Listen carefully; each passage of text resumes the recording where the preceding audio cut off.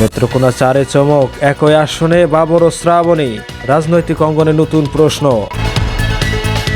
এক আসনে স্বামী স্ত্রী প্রার্থী, কৌশল নাকি পরিকল্পনা, যাচাই বাছাই মিলবে উত্তর। এতক্ষণ শুনছিলেন সংবাদ শিরোনাম, এবার থাকছে বিস্তারিত। ত্রয়োদশ জাতীয় সংসদ নির্বাচনকে ঘিরে নেত্রকোনা 4 আসনে অপ্রত্যাশিতভাবে নতুন মাত্রা তৈরি হয়েছে।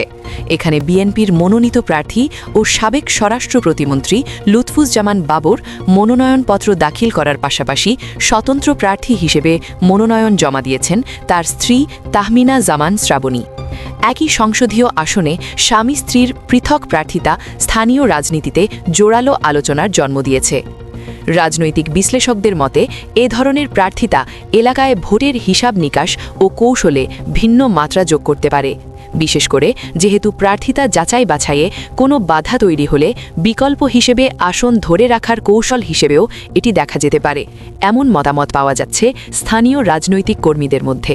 তবে এসব মন্তব্য এখনও পর্যবেক্ষণ ও অনুমানের পর্যায়ে। চূড়ান্ত সিদ্ধান্ত নির্ভর করবে যাচাই বাছাই প্রক্রিয়ার ওপর। গত 29 ডিসেম্বর বিকেল 4টায় নেত্রকোনা জেলা প্রশাসকের কার্যালয়ে রিটার্নিং কর্মকর্তার কাছে মনোনয়নপত্র জমা দেন লুৎফুজ্জামান বাবর। এর প্রায় আধা ঘণ্টা পর বিকেল 4:30 তাহমিনা জামান শ্রাবণীর পক্ষে তার ব্যক্তিগত সহকারী মির্জা হায়দার আলী মনোনয়নপত্র দাখিল করেন। রিটার্নিং কর্মকর্তার দপ্তর জানিয়েছে, নির্ধারিত সময় অনুযায়ী যাচাই বাছাইয়ের পর বৈধ প্রার্থীদের চূড়ান্ত তালিকা প্রকাশ করা হবে। তারপরই স্পষ্ট হবে নেত্রকোনা 4 আসনে কারা চূড়ান্ত প্রতিদ্বন্দ্বিতায় থাকছেন। সব মিলিয়ে বলা যায়, নির্বাচন ঘনিয়ে আসার সঙ্গে সঙ্গে এই আসনের রাজনৈতিক মাঠে নতুন গতি তৈরি হয়েছে। এখন নজর থাকবে যাচাই বাছাইয়ের ফলাফল এবং বিএনপির কৌশল কোথায় যায় সেই দিকেই।